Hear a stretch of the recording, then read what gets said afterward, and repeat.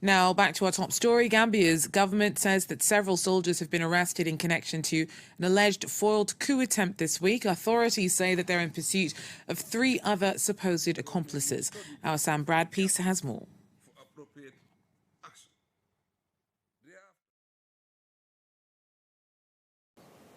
The 4 Gambian soldiers were arrested on Tuesday off the back of intelligence reports that they were preparing a coup d'etat. It's alleged that they were plotting to overthrow the president, Adama Barrow, who won re-election only last year. The government says that the arrest operation was swift and that those apprehended are now cooperating with the military police to further into investigations as to what really was happening. The Gambia is no stranger to coup d'etat. In fact, it's thought that over the course of the last decade alone, there have been 6 attempted coup attempts.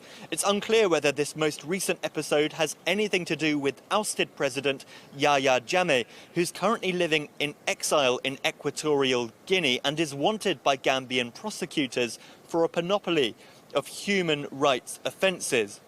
Meanwhile, the current government of the Gambia has told citizens to stay calm, go about their business as usual, and has said that there is no need to panic. Sam Bradpiece there for us. Now, staying in Gambia, a parliamentary committee's recommended that the government prosecute an Indian pharmaceuticals company after 70 children who'd used its contaminated cough and cold syrups died from acute kidney failure earlier this year. 4 products made by Maiden Pharmaceuticals have already been pulled from the shelves. The World Health Organization issued an alert in October. The company's production license in India has already been suspended. Caroline Lambole has more. 70 children dead from acute kidney injury, or AKI. On Tuesday, a parliamentary committee concluded a 2-month investigation into the case. It found that the India-based Maiden Pharmaceuticals Limited was responsible and urged the Gambian government to pursue legal action. Having received several evidence from different stakeholders, both in the public and private sectors, including parents of the victims of AKI, the Select Committee concludes that all the cases of the AKI are linked to the consumption of the contaminated medical products imported by Atlantic Pharmaceutical and manufactured by Maiden Pharmaceutical Limited, India. He said the actual cause of death was still being investigated by other government parties. In October, the World Health Organization said it had identified unacceptable amounts of 2 chemical compounds present in several syrups that had been exported to the Gambia. The compounds are toxic to humans and can prove fatal, according to the WHO. The Gambian authorities were also quick to react. The Ministry of Health collaborates with all relevant partners and stakeholders to strengthen its detection capabilities and establish a quality control national laboratory for drugs and food safety. Last week, India told the WHO that test samples from the same batches that were sent to the Gambia had come out clean. Maiden Pharmaceuticals has since said it would seek to reopen its main factory in India. The country produces 1/3 of the world's medicines, mostly in the form of generic drugs.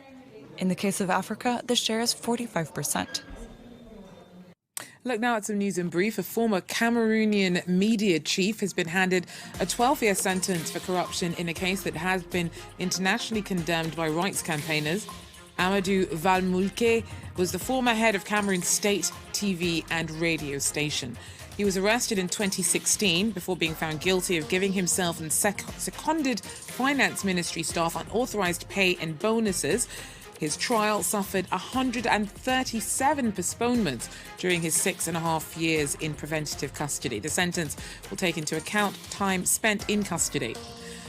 The UN Security Council's voted to ease a weapons embargo on DR Congo. Kinshasa has welcomed the resolution, calling it an injustice repaired. Countries were previously required to inform the UN Security Council of arms deals or military assistance to the Congolese government, a condition that DR Congo had said threw up a hurdle in its bid to manage the many militant groups that operate within its borders. The government will still have to notify a monitoring committee of arms purchases. And the company of French billionaire Vincent Bolloré has finalised the sale of its African ports and logistics business.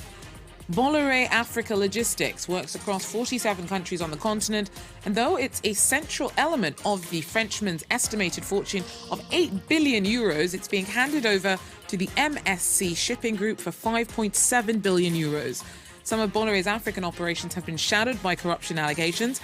He's been charged in France for offering cut-price PR contracts to the leader of Togo in order to win a lucrative port contract back in 2009 to 2011. Now, a year on since a military coup in Sudan, and the country's economy has slumped. Inflation hit 102% in October off the back of a painful year in 2021, which saw inflation rocket up to 300%. Now, international aid dried up after the military takeover. Authorities increased taxes, and Sudanese have since been struggling with the spiralling cost of living. Our correspondent reports from Khartoum. When Nada goes shopping for the week, it's always on credit. I buy milk, sugar, tea, bread, and vegetables according to my needs, and as soon as I have money, I reimburse it. To survive, she sells sandwiches in a school and earns 128 euros per month. She pays more than 65 euros in rent and feeds her 4 children with the rest. Nada and her family have beans and yogurt daily, a cheap and nutritious meal, but no meat, which is too expensive.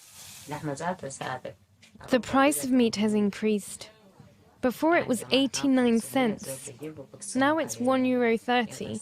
I used to buy 250 grams that we could eat over 2 days. Consumers can only afford to buy the basic necessities, with even the smallest luxuries now hopelessly out of reach for most shoppers. Biscuits, sesame, all these products don't move. They don't sell like before, and they stay on the shelf until they expire. What we buy are basic necessities like onions, bread, sugar and powdered milk. There's hardly anyone to buy sardines or baobab. In the space of a year, a kilo of rice has gone from 50 cents to 2 euros. The war in Ukraine caused commodity and energy prices to soar, and the military junta, deprived of international aid, drastically increased taxes and levies, and revenue collection increased by 145% in 2022. As a result, many businesses closed, plunging the economy into chaos. This is the first time in the history of Sudan there have been so many increases in a single year. Increases in taxes, but also in the prices of electricity and gas. Gasoline has increased tenfold. Medicine has also increased. All these rises occur in an economy which is in recession. According to him, one possible way out would be to better exploit the country's natural reserves, including gold and arable lands. Gulf countries have also pledged to invest in the economy. In November, Saudi Arabia committed to an investment of $3 billion to help Sudan. While in Kenya, a newly launched Hustler Fund has meant more than 15 million people can now access microloans. The flagship measure was promised by President William Ruto during his election campaign and is a welcome resource to Kenyans wrestling with inflation. Our team reports. You dial *254#, then you press. It only took a few seconds for George to borrow money. A very simple process which allows him to pay part of his son's school fees. They gave me 600 shillings with the message is this one here, so which I'm supposed to pay then within 14 days. Borrowing in Kenya has until now been reserved for a wealthy minority. This new fund is a campaign promise from William Ruto to the hustlers, the middle and lower class people. 2 weeks after its launch, more than 15 million Kenyans have subscribed to it. But most received small sums, not exceeding 8 euros. They only gave me 900 shillings. So, you know, when you are poor and you are being told that there is a loan there, the first thing is that you have to rush for it. Some are getting 500 shillings, some are 700 shillings. So it is money, but it can't help in terms of business. Despite the criticism, with an interest rate of 8% per annum, the offer is the most attractive on the market. According to this economist, the initiative could eventually transform the Kenyan economy. Obviously, the idea is to be able to gradually bring in the informal sector into formality, which long term is likely to support the tax position of the country. The government has also promised to make the loan accessible to micro, small and medium enterprises. To date, 46 million euros have already been borrowed, but only 8.5 million have so far been reimbursed. Well, that's it for Eye on Africa. Thanks for joining us. Do so again. Take care.